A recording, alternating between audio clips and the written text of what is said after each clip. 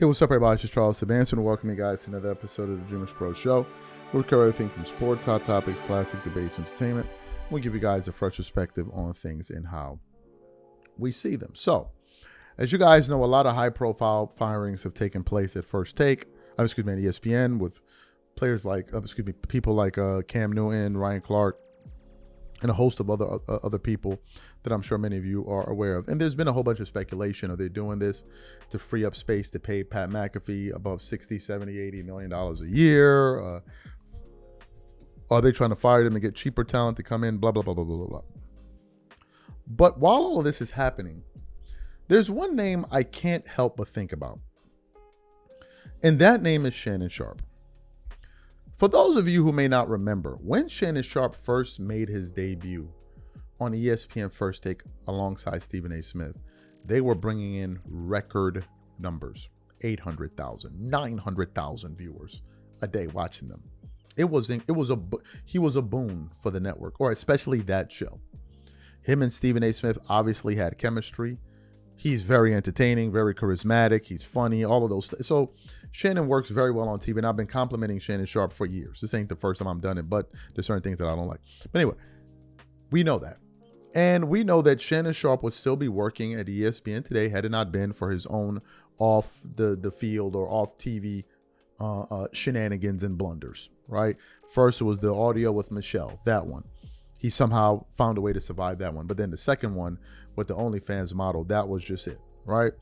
And after he was let go, many people felt like, and I spoke to some people within the industry, many people felt like Shannon Sharpe would never get his return back to First Take. But then yesterday happened, and all of these people got fired, right? And then all of a sudden I started thinking to myself, wait a minute, what if Shannon did return? Then I started doing some research, and I remembered that Stephen A. Smith actually came out and said he wanted Shannon Sharpe back on ESPN. And I want to read through an article here from Yahoo Sports. It was published a while back. It says, this was on May 11th. It says, Stephen A. Smith told ESPN he wants Shannon Sharpe back. ESPN might not be ready to welcome Shannon Sharpe back, but that's not going to stop Stephen A. Smith from continuing to try. On the heels of Smith's highly publicized reunion with Skip Bayless on First Takes last week, Awful Announcer reported Shannon's return to the show is not under consideration per a source familiar with the situation. But that doesn't mean Smith hasn't asked ESPN to consider it.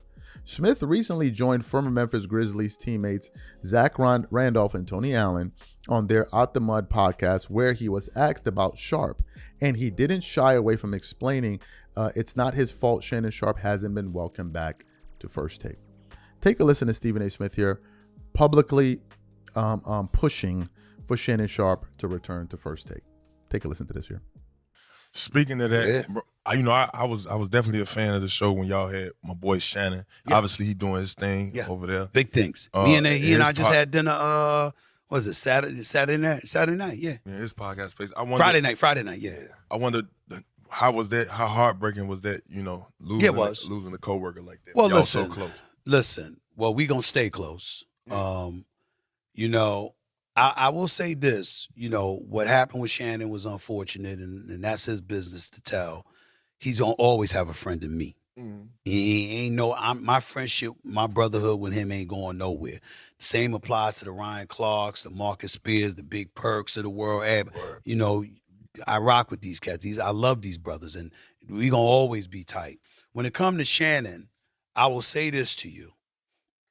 I was always gonna keep in touch with him. I was always gonna check on him. I'm always want him back. Company knows I want him back. That's G right there. Company knows I want him back. Now, y'all gonna do what y'all gotta do, because I'm the executive producer, but I'm not an executive VP of the company. I have bosses to answer to. They have to make that decision. But they already know I want him back. You understand what I'm saying? If we can get him back, I want him back. I ain't apologizing for that to nobody. He was great for me. He was great to me.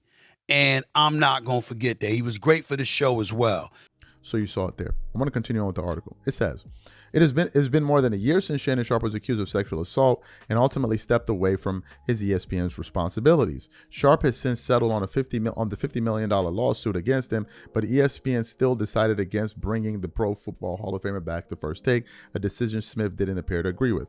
2 months ago, Smith referred to Sharpe's potential return at ESPN as a work in progress, which implied he's trying to bring him back. Now Smith is making it clear that ESPN is aware of his desire to work with Shannon Sharpe on First Take again. As the face of ESPN, Smith obviously has a lot a say over First Take's talent roster. Smith made that abundantly clear 5 years ago when he forced ESPN to bump Max Kellerman off of First Take, and he made it clear again last week when he opted to bring Skip Bayless back to ESPN for the first time in 10 years. But any potential reunion with Shannon Sharpe appears to be out of his control, which brings us back to the present day. ESPN has fired a whole bunch of people, which means that they have certain roster spots to fill up. I've already said that I wouldn't put it past ESPN to bring Skip Bayless back, and I think they should.